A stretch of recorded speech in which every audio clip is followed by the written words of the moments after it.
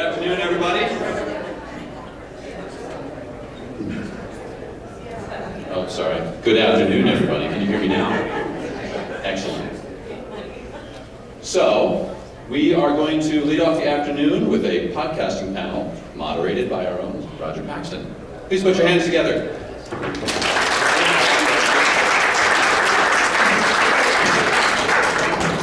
Thanks for coming. Oh, wow, that's really loud.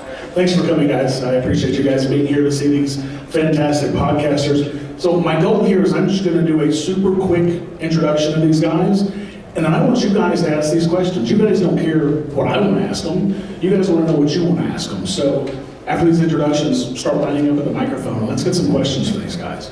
So we're going to start off with Jack Spirko. He founded the Survival Podcast in June of 2008. And I started listening to him not long after that. I remember hearing him with his headset microphone on his commute. That's how he started podcasting for almost a year, wasn't it? Yeah, a year and a half. So he's been doing it since then, and now he's getting 150,000 listeners per day on his podcast. It's kind of long in some years. Next we have Perez. He's the head writer and executive producer of We the Internet TV, and he's the bearded half of Greg and Lou. Mine's better. No competition. And then we've got Vin Armani. He's internationally known elite male escort for women. His years of experience, both professional and otherwise, in the art of seduction have given him a deep understanding of the applied principles of human sociosexuality. He's been coming around here now for a year or so, and he just announced today that he's going to be moving to Portsmouth from Las Vegas in the next few months. So he's going to be right here in the Vegas. He also does a podcast, the Vin Armani Show, once a week. And it's a great show if you guys haven't seen it. I catch it every week. So anybody have any questions, or do you guys want me to start off with a question? Yeah, we're going to make you work. Warm it up. That's no fair. All right, so, I do podcasting as well. I run a small podcast network, nothing on the size that these guys do, but the one thing that people always ask me is, why did you choose podcasting for your medium of spreading these ideas? Of all the mediums out there, why podcasting?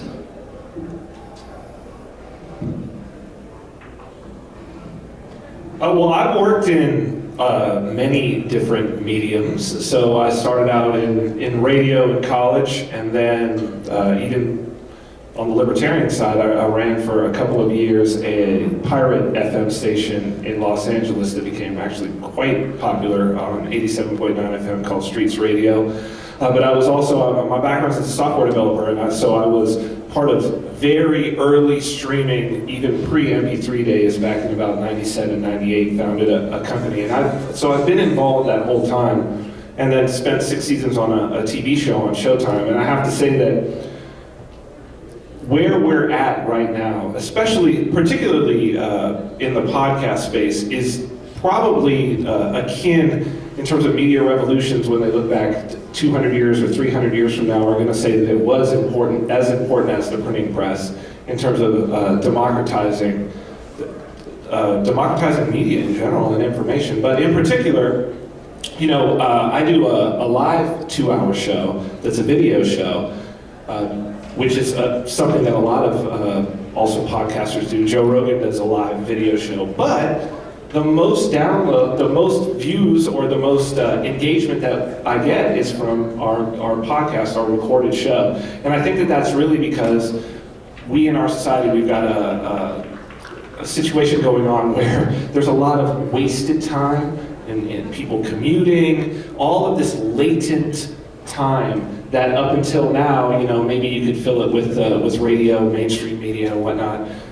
Podcasts, I think, we're going to see a generation coming up now that are going to be more informed, more educated. We're already seeing it, just because we're able to now finally fill some of that time with actually educating ourselves. So that's, for me, it's clutch. It's super important, and I have found that through the podcast, actually, the people I encounter who are like, "Oh, I've never even seen you, I just listen to your podcast," tend to actually be the people who are the most engaged, the most informed, the most educated. So I think it's a super important medium.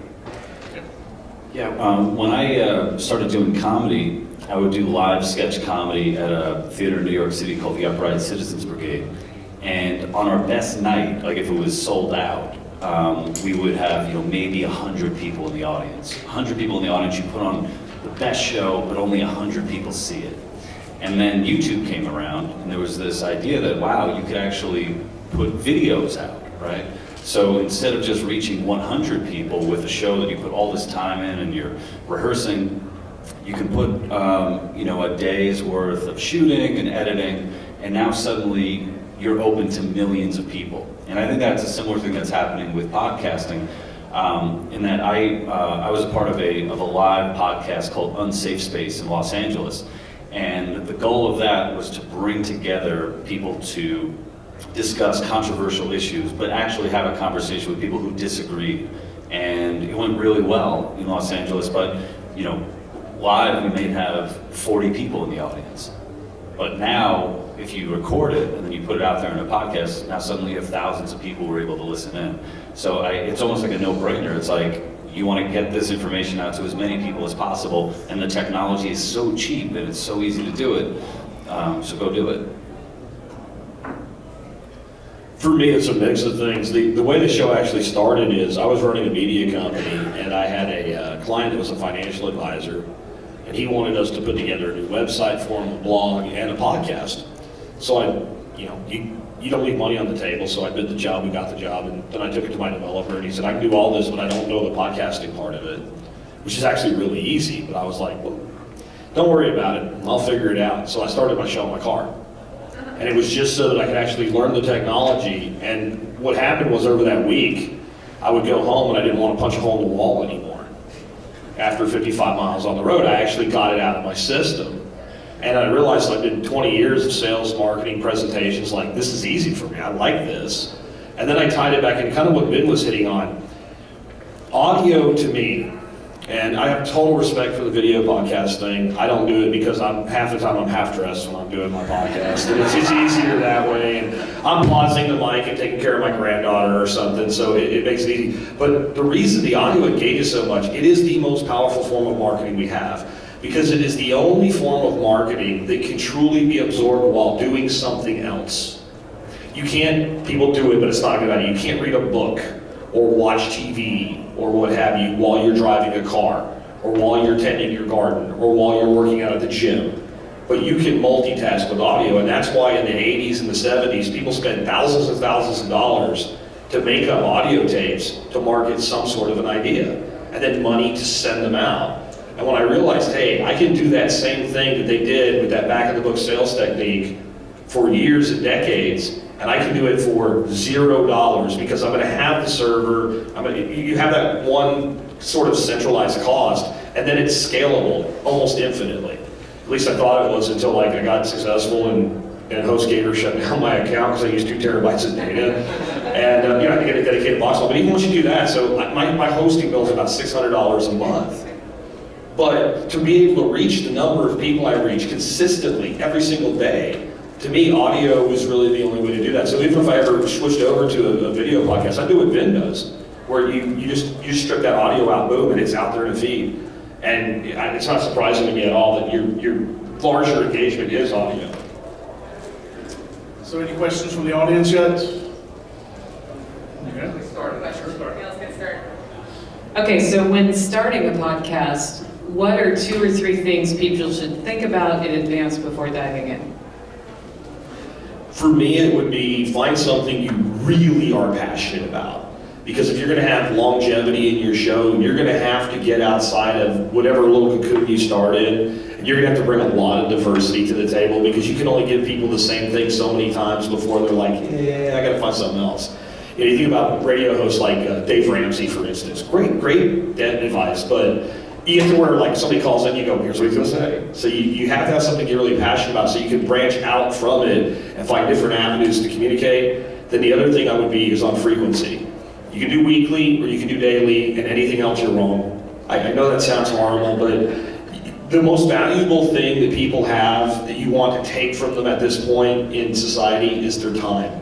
It is easier to get somebody to give you $100 than 100 hours, even if it's just 100 hours of attention. So if you're there every day or every week, that's a consistency that sticks in the mind, and the person realizes you've made that commitment to them, so they're willing to make that commitment to you. If you ever see somebody's blog or podcast and they're like, well, I haven't posted for a while, but here's a new episode, it will fail.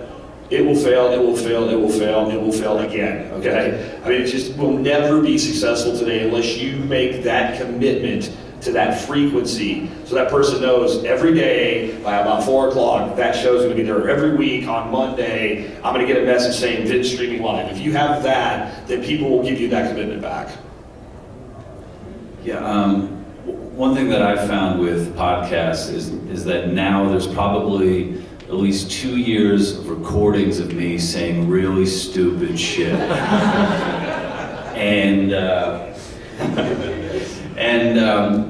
So that sucks. But the one good thing about it too is that I've become quicker to apologize or retract, or be like, hey, I was wrong, and all that. So I think maybe going into a podcast, you should go in with a little bit of humility in that, you know what, you're going to learn new things. You might change your mind on some stuff, and not to be afraid of that. Not to be afraid to admit, like, hey, you know what, I was wrong about this. This is why I was wrong, and this is what I learned from it. Yeah, I really hope that philosophy works for me. I would say that I'm kind of forced to do this because I have a 2-hour live show with a lot of production things happening on the video side. But I would say figure out a framework that your show will follow. That doesn't mean saying all of the same things every week, but have some boxes of where in your time things are going to happen. Or if you're doing something daily, like Jack does this very well, that people know, like, on Wednesday, it's this show. Or it's this sort of structure of show, right? On this day I have a guest. On this day I'm talking about products. On this day I'm going into the news. On this day it's gonna be a rant. That not only gives your audience that sort of, people like that level of consistency to where they can go in and know what they're going to expect, then they can dive into the content, but it also allows you to dive into the content. So even for me, and it's the same for Jack, I don't know if this is the same for you across every show, about the first 5 minutes of the show, maybe less, maybe 2 minutes, I mean, I have a little spiel that I go through, and that's the framework, and it's the same words over and over, and it gives me a chance to get settled in, butterflies are gone, whatever, get settled in and do it, and so it gives you, it actually ends up freeing you up to keep yourself within these boxes, and then you can really dive deep into the content. So that I would say framework first and foremost. Expanding on 2 things Vin said. Number 1, get yourself a closing. Have a closing, and that way, if you are ever, like, especially you guys like me that do pre-recorded, you're not a live scene, you don't have a set schedule, you realize I just don't have anything else to say about this, go into your close. And that close could be a tagline, or it could be a closing segment that always goes the same way, like Vin was saying. Back to what Lou was saying about apologizing and all, more than just that, I have totally blown a few things. Not a lot, but I have totally gotten some things really screwed up wrong. Like, I actually got punked by a parody site once. Never take that down. Never act like it didn't happen. Go on record and say, I screwed this up, I'm sorry, I didn't mean to put that out. I do think it makes sense to go back into that prior episode and put a disclaimer in it somewhere. Hey, what you're about to hear is me screwing up, only because it avoids you misleading somebody in the future who found that 6 months from now and picked that one to download. But never attempt to use an eraser on something that's going to live forever anyway. As a podcaster in alternative media, the one thing you have that the big media will never have is integrity. Never break your integrity. You can piss people off, you can be a jerk, you can take any angle you want, but they better know that when you say something, you mean it, and they can trust you even if they disagree with you. If you lose that, don't even take the journey, because you're not going to get anywhere. So I've got another question. So podcasting has really just exploded the last couple of years, not only listeners, but also podcasts. You know, some are good, some are not so good. But how do each of you differentiate your show from your competitors or other people that are in your niche? So this kind of takes me back to my days in sales. I used to work for a company called Fluke Networks. I was the regional sales vice president of the Northeast. New Hampshire was in my territory. And I started having my sales reps constantly tell me about this tester company called Agilent. And I had in all of the different regional offices like a swear jar. And if you said the name of the competitor, you had to put money in it. And then it was used to buy beer for the office at the end of the month and the quarter, depending on how many times people swear by saying the word Agilent. So you had to call it the gray tester. And what I kind of mean by that is I don't care what my competitors do. I have no interest in my competitors. I have interest in my contemporaries that are on the same mission I'm on, and I don't see Vin or Lou as competitors in my space. There's such a market out there, it doesn't really matter. But if I actually had like an adversary that was trying to take my market, I don't even care. If I'm focusing on them, I'm not focusing on you who are listening to me. So that would be like kind of my approach there. As far as what my differentiator is, you know, I started the Survival Podcast because it was 2008, and I kind of have this ability to see trends and where things are going, and I knew there'd be a Doomsday Prepper show. I didn't know how many years it would take, but I knew that whole vibe was coming on. I knew people would make stupidity out of 2012, so I knew I could market the Survival Podcast. There was nothing in the niche. But I also knew I could tie that into lifestyle design, investing, agriculture, you name it, that I could make it a variety show. But if I called it the Variety Podcast, like who would show up to even give it a chance? So my differentiator was to find a niche and dig deep into the vertical niche and then broaden it. And then my other thing is I refuse to be the guy that's taking from somebody else's market. I create my own market. So I've always been big into preparedness and a lot of this stuff. So I was engaged in all these online forums back then, like the Backwoods Home one. It was one called Frugal Squirrels or something like that, a bunch of gun forums. The day I started my podcast, I stopped posting in those forums for a year.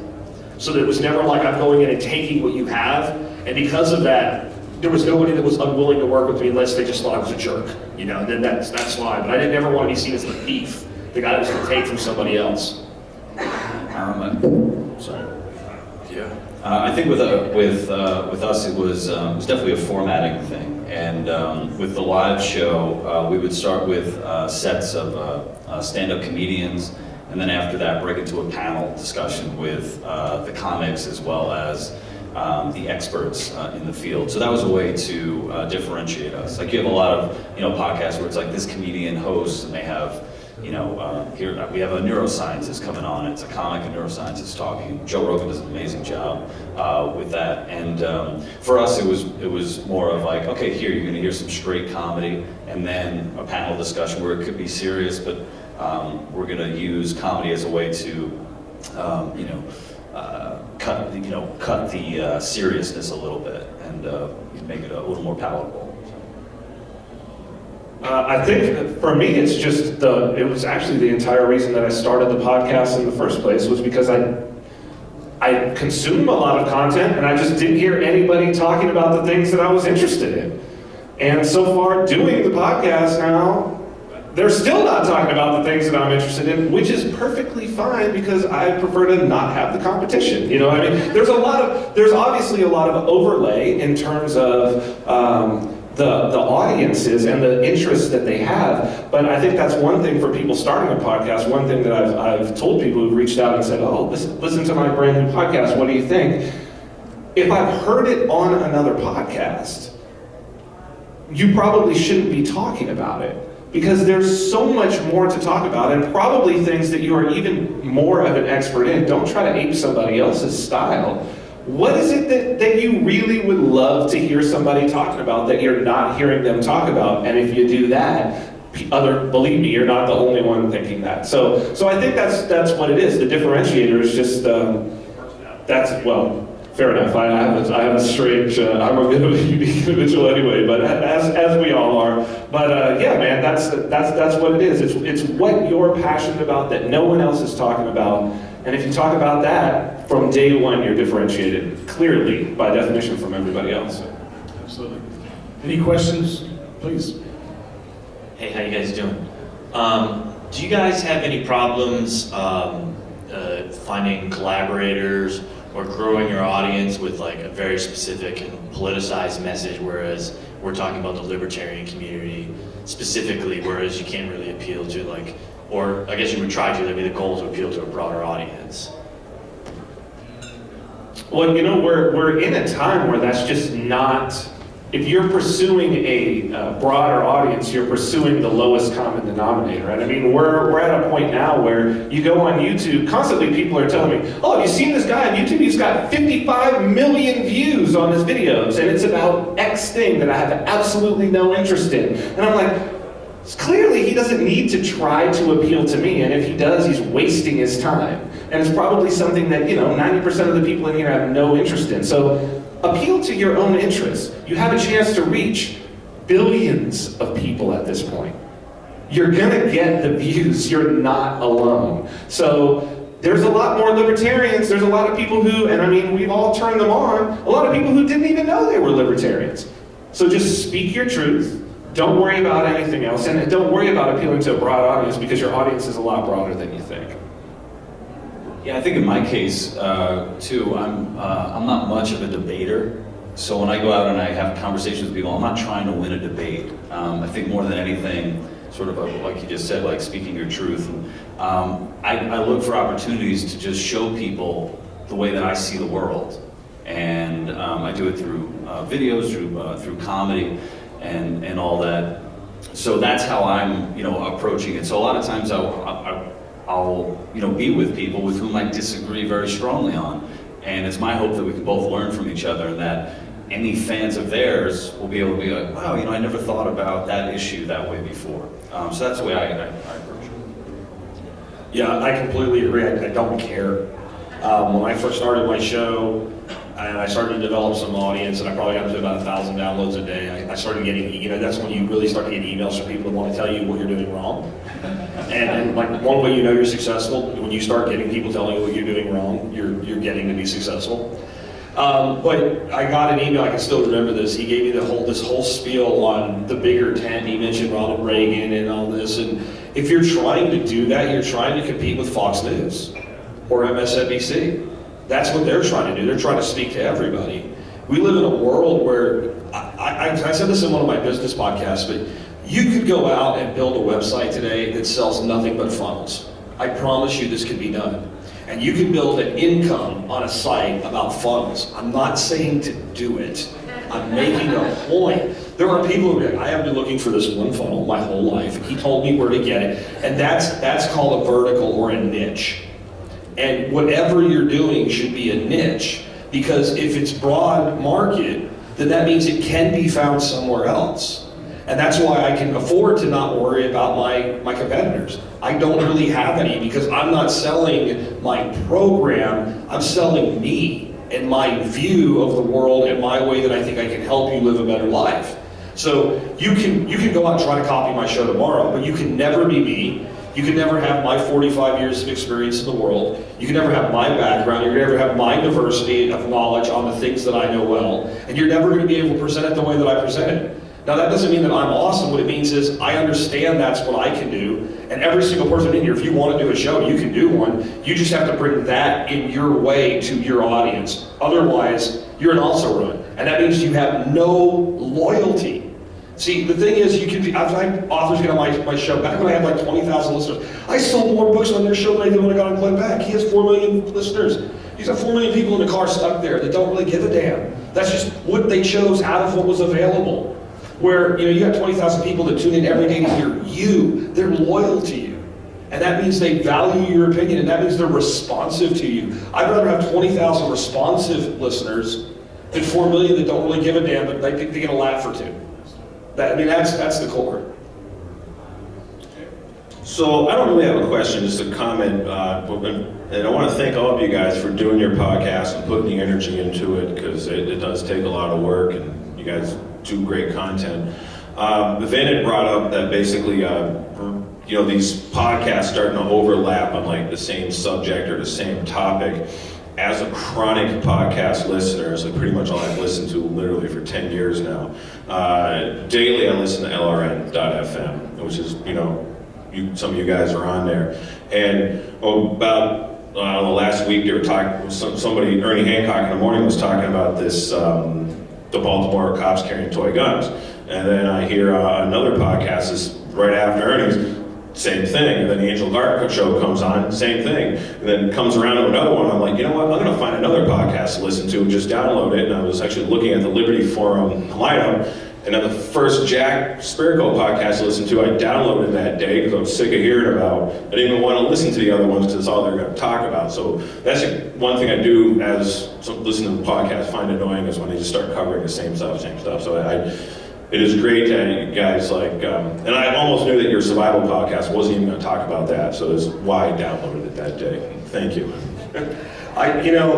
What I would say to that is, if you are going to talk about news and media, and I do it, and I know Vin does, I assume you do, you have to bring your own take to it. So a lot of times, a lot of stuff will be going on, we get tons of email, I'll just ignore it, because I don't really have anything to add. But I'll get, when I realize that something's really being hyped, I'll go, okay, let's actually find the real story here that you won't hear anywhere else. So even though it might be something you've heard all day long on the radio on the way home, when you hear my take on it, you're going to be like, oh, that's what they're really doing. Or, oh, this is why it doesn't matter. That's my favorite thing to do. This is why you think this is important, and this is why it doesn't matter. And I know Vin does a good job of deconstructing the narrative and actually finding the relevance behind it. Anybody have any questions? No? Okay. Mr. New Jersey. I do not want to be known as Mr. New Jersey. I'm from Arkansas. So one of the things that's concerned me about podcasts is how to come up with material, especially with the frequency of daily. You're going to have to come up with stuff all the time. And I know that you're going to go through periods where you have probably a backlog of things that you can just pull off the pile and talk about. But do you go through dry spells? And if you do, like, how do you come up with something? Or do you make stuff up? Do you repeat up? So it's like, what do you do as a source of ideas? And even more importantly, what do you do when you just can't think of one? Well, the good news is the longer you do it, the easier it gets. As you build an audience, they will feed into you things that they want to know. I'll be honest, there's days that, I do my Tuesday shows or my standalone shows where I just take a topic and tear it apart, and I'll wake up some mornings and go, I don't know what I'm going to talk about today. I'll go out and walk around the property, I'll talk to the ducks and the dogs, and they'll tell me what to talk about, and I'll come in and go, okay, we're going to do shell reloading today. And I'll just do that. And I think that's daunting to a lot of people, but if you speak to what you know, you can do that any day. If you were in a bar and you were a reloader, and I said, I reload too, and I've been looking for a load for 308, you're like, oh, that's my favorite round. Well, you just have a conversation. Because you're not doing anything contrived. You're not trying to figure out what people want to hear and give them that. You're figuring out what you want to talk about, and the people that want to hear it show up and stick with you. That's a totally different way to look at it. And that's something the media, because they want the lowest common denominator, the biggest number, can never do. They can never compete with. So again, you're back to not going there. But it will get easier over time because, like I said, what you'll have is as you build a fan base, they'll want to know. There's days when I look at the dog and the duck strike out, and they don't have any idea what to do. So I'll go on Facebook, I'll go, topic for today, 10 minutes, go. And a whole bunch will come in. And I'll pick 3 that seem to be getting mentioned a lot, and I'll make a poll. I'll go 1 hour to vote, go. And then I'll do a show on that. And you go, well, how do you do that? Well, you do a podcast for 10 years. And that's what you have to understand, like, when you start a podcast, you don't have to think like, I need to be as good as I'm going to be the day I start. What else would you judge yourself in that way? I mean, what if we taught children to walk that way? Right, so the baby tries to get up, be like, stupid baby, you fell down, don't even try, right? No, you encourage it, then it grabs something, and it takes a few more steps, and next thing you know, it's running around the house, and next thing you know, you got it out playing football or basketball or something, right? And it's a half-grown young person at that point.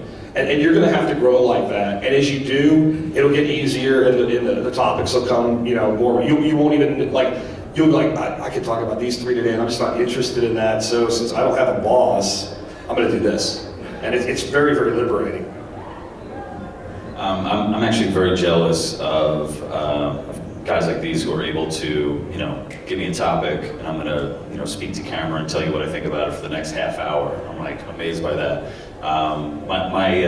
That's definitely a skill set that I'm looking to develop. For the most part, we do like panel stuff, so I'm, interacting, so other people do the heavy lifting, and then I can get a quip in here and there. Color commentator. Yeah. Well, My show, so the first hour of the show, we do a kind of a news segment, and my co-host and I kind of banter back and forth.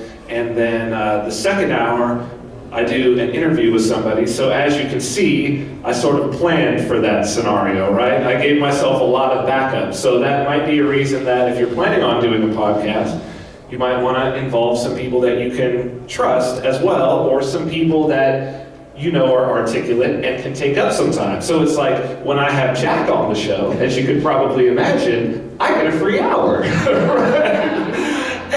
But it's a great free hour because it's a different voice on my show, so it's a variety that people are not getting. If they're not listeners to Jack's show, it's a great variety that they get to hear. But I'm also, again, it's collaborative, so I have the people at Activist Post. We go back and forth all throughout the week with stories. We see a crazy story, and so this is, again, it's like me not punching the wall. It used to be that I would see some crazy story, and I would tweet it or be on Facebook and be commenting back and forth, and now it's like, no, I just send it, and it's like, hey, you think this is a good story to talk about? Or he sends me something, isn't this crazy? And then we have a once-a-week phone call, and it's like, well, what about the stories for this week? Boom, boom, boom, boom, boom. Put them together, let's talk about them. Sometimes one story, my co-host and I, we end up just talking about it, and I didn't even know maybe it was all that interesting, but he finds it interesting. So I think that is one tactic. I get frazzled after a long period of time. I can't do Jack. I mean, he can monologue. I can't monologue like that. I think I get a little too too wound up about it. But get some backup. Get a sidekick. Do some interviews. It helps involve other people in it, and it does make a big difference. Any questions from? Hey guys. I have a podcast that I do with my brother, and we're constantly having this debate where we'll record, let's say, 2 hours of content to deep dive into a topic, and then I'll tell him, okay, we need to take this and split it up into 2 episodes, or 3 episodes, or 4 episodes, and put those out, do kind of short form. And he'll say, no, let's just, people listen to long form, let's just make it long form. What's your take on kind of long form versus short form, and how people are digesting that? I wonder if you can get sort of like a breakdown of analytics for that. I think that might be helpful for some people. I think if you have viewers that are, say, tuning in and they're only listening to the first 10 minutes and then they're out, you might start thinking like, well, what are we doing that 10 minutes that are making people not want to listen further? And it might be, being down energy, like, hey guys, this is me and my brother, and we're in a garage. And people not being able to hear you. Like it might be something like that, and maybe you could regroup and figure things out. So, this is one of the complications with working with other people. You have 2 different opinions. If you were asking me this question, you didn't have another person involved, and I would just say do whatever you think is best. But when you have 2 people, you do have to make that kind of decision. I would also look at so are you doing a weekly show? If you're doing a weekly show for 2 hours, yeah, break it up. If you're doing a show a day for 2 hours, then you really can't do that. Then there's also what I call the Taco Bell girl answer. Why can't we have both? Right? Have anybody seen the little cute Taco Bell girl that we get soft or crunchy? Why don't we have both? There's absolutely nothing wrong with breaking it up and doing 2 different feeds, and it doesn't take much time. So you can put it out either way. And if one of them's a runaway success compared to the other one, then your market just told you what to do. There's plenty of times I'm like, I hate that idea. And if, back when I was in marketing and an analyst would come to me and go, well, here's the data we have. And I'm like, I love that idea. That is the best idea ever. But you just said you hated it. But now it makes me money, right? So now I like it. Like this, because you always respond to your market. An example is like, if you're branding yourself and your market starts to brand you that way, as long as it's positive, run with it. Volvo is a perfect example. Volvo never went out when we want to be the safe car. That just doesn't sound like a sexy brand. But when the market decided that's what it was, eventually, the marketing heads at Volvo, that's what they think we are, and that's why we buy our cars. Safety, that's what we provide. So you're kind of trying to get, and that's kind of what Louis said, trying to get a response from your market. You live in a world where you can run a poll on like 500 different sites. Wherever you have the biggest following, run a poll, ask your audience, what would you prefer? I will say my show started to get a bit long. I'd get 2 hours, 15 minutes, and I felt this was starting to hurt. And I did make a commitment this year to try to hold it on average to 1 hour 15 to 1 hour and a half. And that seems to be about a good amount of time for my format, but your mileage may vary. Ben? God, I'm gonna keep doing this, dude. Just wants me off. What can we do? Oh, there you go, under the table, good. Oh, the cable under the table. Good, we may need some help to do that. That would be smart. Right, just, yeah.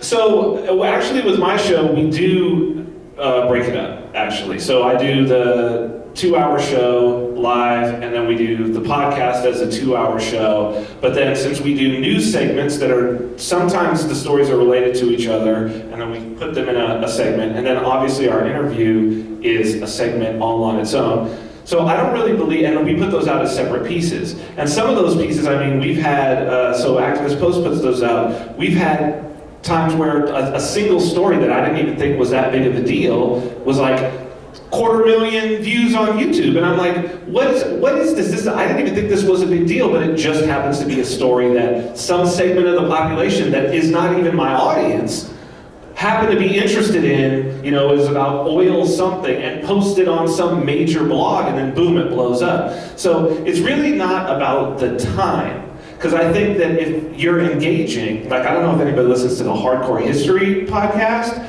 but like if it's engaging, people will listen for 10 hours. I mean, even if they have to break it up, that's no problem. But it's about where do the natural breaks happen. So I don't know your podcast, but if you have natural breaks, then absolutely, you really should break that up, especially if you're talking about different topics. And I would say if you're gonna break it up, don't put it in your podcast feed. Even if you're not doing a video podcast, if you're gonna break it up, put a thumbnail screenshot on it and put it on YouTube, right? And make sure that your verbiage on there is really good and really searchable, and be sure that there's a link back to your feed, because that's great marketing for you to be able to bring more people on. So less about time, more about where the breaks naturally happen, and then I think it'll just, if you look at it that way, you'll probably have a lot less arguments with your brother. So much like Jay, did you ask? Yeah, the YouTube thing, this is something I do a lot. I don't do a lot of YouTube. I'm nowhere near consistent with it like I am with my audio. But every once in a while you do a show and you have a segment on it and you get done with that and you're like, freaking nailed the shit out of that. And you know you nailed it.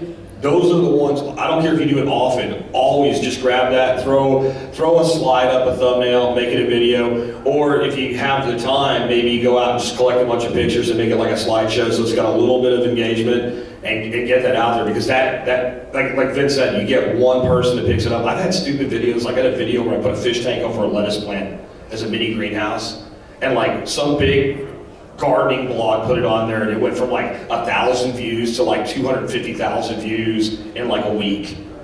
And it was just, I mean, it was like, look at this, lettuce is bigger than this one. So like, and I'm serious, it's so retarded, it was terrible.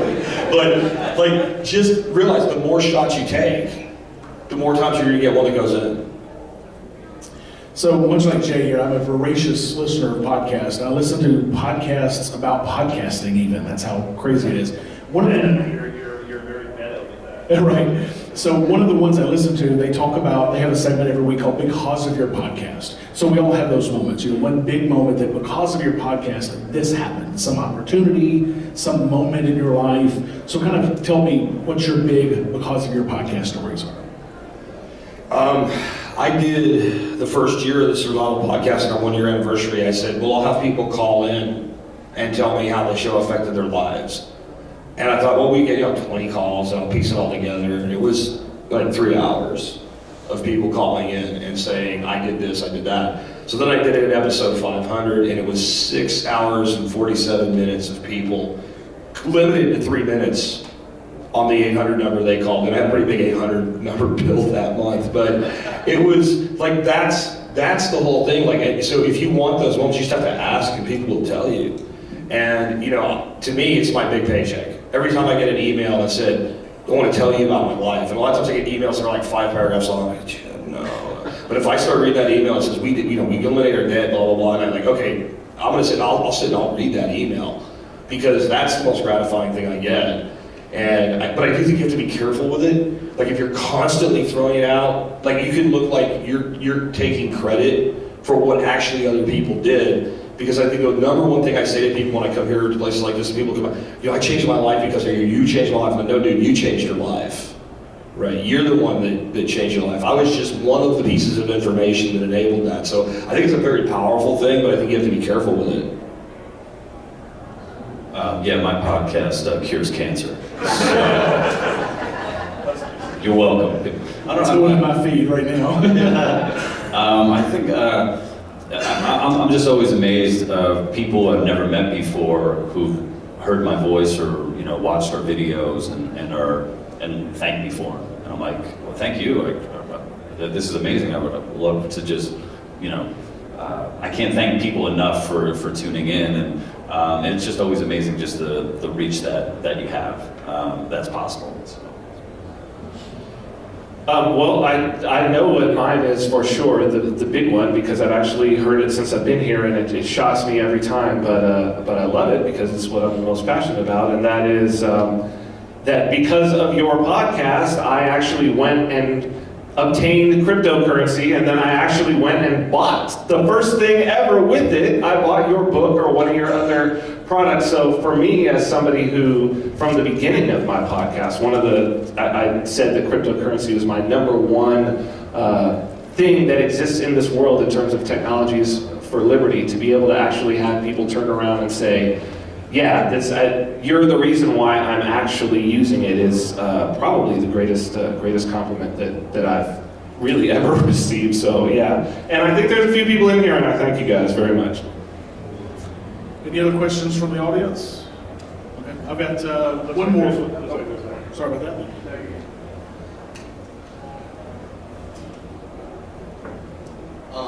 So I was wondering, if I'm going to start a podcast, at what point do you feel comfortable like taking on sponsors and finally monetizing it? Because if you're talking to thin air and not getting paid for it, it's a lot of effort. How do you go about? Because obviously you can use it as top of the funnel, bring people to your site, have content there for money. But how do you scale, saying to a sponsor, this is how much I would like you to pay me to take you on? So I don't do sponsorship. My monetization model is that I actually have my own products, which I had even before I started the podcast. So in many ways, the podcast is a great advertisement for my own stuff. I know that's not something that everybody can do, but for me, that is actually because I don't like to go out and sell ads, and because I also don't want to ask for donations, which I know is actually, for a lot of people, that's a great form of revenue.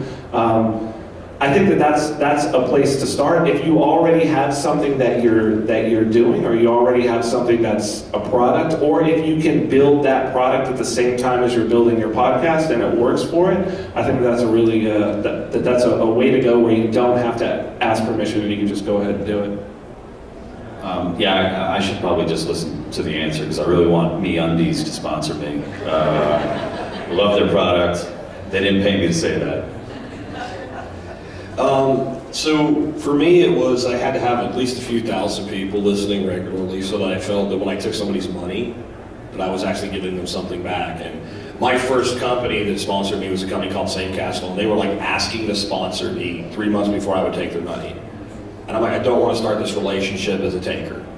So I think that you want to be at a point where you feel that you can give back. I also, at this time this was going on, one of the magazines I read a lot was Mother Earth News, and somebody had wrote a letter into them and basically chastised them for promoting cigarettes because you're supposed to be healthy and natural, and there's this cigarette company that advertises in your magazine every month. And their reply was basically, we don't endorse these people. They buy advertising in our magazine. Anybody, as long as they're not stringing puppies up or something, can buy an advertisement in the magazine. And I'm like, on some level, that makes sense, and I respect their right to do that in a free market, but I don't want to do that. So I set up a system actually where when a sponsor came to me, I had to go, I built a forum as well of them with the show, and I had this group of moderators, and they were awesome people, and I trusted them. So I said, if they get past me and I'm willing to consider them for a sponsor, I'll throw them to you like to the dogs. And you guys have 48 hours to go out and rip them apart on, find any reason I shouldn't work with these people. And there was 22 of these guys. I'm like, if more than 2 of you tell me not to take them, I won't take them if they have a check in their hand. And That worked really well, and I was very honest about that, told my audience that. It's right on the ad policy on our site that we do that. My average sponsor over a 10-year period now has been with me for 7 years. And I have 12 spots, not 13, 12. And I've had 2 that they started doing what I considered unethical marketing practices. I fired them. And I have a waiting list. And this is the lesson. The most powerful word in sales and marketing is no. You don't qualify. No, we won't work with you. Yes, I like you, but I don't have room for you right now. Now, it takes a while to get there, and that's why you don't launch the program until you can deliver on it. Because as soon as you get one sponsor and they're very happy with you, it's very easy as long as the next one's not a direct competitor to get a reference. You know, why are you charging this much? Because it works. You want to talk to Vic over at here's an introduction by email. You know, and then if you get some success stories, then it gets really, really easy. That said, my advertising revenue represents about 8% of my total revenue. Majority of my revenue is in membership fees. And I think that's important because, this is why I respect what Vic does, or Vin does, I'm sorry. If you wouldn't use your medium to sell your own thing, then why should I pay you for it? Right? So you're saying that this space is valuable. We'll do something with it. And then don't try to use his or Lou's or my, monetization program. Build the show, don't worry about it. Don't worry about it for 6 months. And then let whatever type of audience you build, whatever type of relationships come to you, help you format. I didn't sit down the day I started the show and say, well, what I'm going to do is I'm going to have a membership program, I'm going to do 8 to 10% of revenue on that. I didn't do any of that. I just did the show for the love of it. And then when I realized I really loved it and wanted to do this for the rest of my life, then I said, now what fits it? And I think that's the best approach to take. Absolutely. Any other questions from here? Okay, we'll make one more quick one and then we'll be wrapping up. So Jack, I know you get a lot of people asking you about how to start a podcast. And you talk about not letting perfect be the enemy of the good. You talk about that recipe for chicken soup. Folks will look up a recipe for chicken soup and they go down the list and they go, oh shoot, I don't have any parsley. And they won't cook the soup. What is the parsley that you guys hear about the most? What is the thing that is preventing people from getting the job done? Audio quality. Audio nerdship, man. People are sitting there going, I don't know if I should get this mixer or that mixer or this soundboard. And I'm like, dude, I have an $89 Samsung microphone that I've been using for 10 years. Well, this guy over here said that that has crappy audio quality. I'm like, that guy over there doesn't make any money. In fact, the only money he does make is through his Amazon affiliate link selling you expensive audio gear you don't need. So, just do it. Don't even, understand this, your first 10, no one's gonna listen anyway. Just take action, learn your craft. It makes no sense if you're gonna take up tennis to go out and buy a $1,000 racket, right? Or go out, if you're gonna take up golf, go out and buy a $5,000 set of clubs. Just pick up whatever you can get, go do it, figure it out. I started out, again, I had a $25 Plantronics MP3 recorder and a crappy Plantronics headset. I used that for 18 months. And I had people telling me how bad my audio quality was. And I'm like, I never said it back because I didn't want to seem arrogant that way. But we're being real here, talking about business. I was thinking, that's okay, I'm making a 6-figure income off my crappy audio quality, you idiot. Right? That's how I felt, And that's, so don't get caught up in trying to have that production. And then encoding too, people want to encode at really high rates, and so that they preserve their audio quality. 32 kilobits, especially when you're doing long audio shows, is FM quality radio. If it's good enough for FM radio, it's good enough for a podcast that's an audio. It's probably being listened to on the FM radio, by the way. Yeah, it seems like people just find excuses to put barriers up in front of them. I hear it all the time with, I meet people and I'm like, wow, you do comedy, that's awesome. I've always wanted to do comedy. It's like, yeah, go do it. There are hundreds of open mics, to get up. Just get up and do it. The hardest part is just doing it the first time. And after that, you're like, oh wow, now it's like exercise as well. It's like, next month I'm gonna start. It's like, just do it. Start doing push-ups, whatever. Well, I'm a big believer that it's either do it or don't, and if you're gonna do it, go full blast. And so I think, it's something that we've covered, but with podcasts, it can't be said enough that it is the regularity of doing the podcast. And so in that particular case, I would say that is the one case where it needs to be perfect, otherwise don't do it. So if you're gonna start from day one, say this is a weekly podcast or this is a daily podcast, absolutely find the time. If you don't have the time, don't do the podcast. Because it's just gonna be wasted time, because one, you're not gonna be dedicated to it. And two, the audience is not gonna know when to tune in. So that's the biggest thing. If you're really going to do this, so I guess that's a little bit to flip it on its head. There are very few things that I would say you should let prevent you from doing it. But if you really, honestly cannot, if you look in your heart and you're like, I really don't have the time, I can't set aside time every single week so that I know that on Wednesday at noon I can put this thing up, don't do it. That's the key, the A1 most important thing for success in this.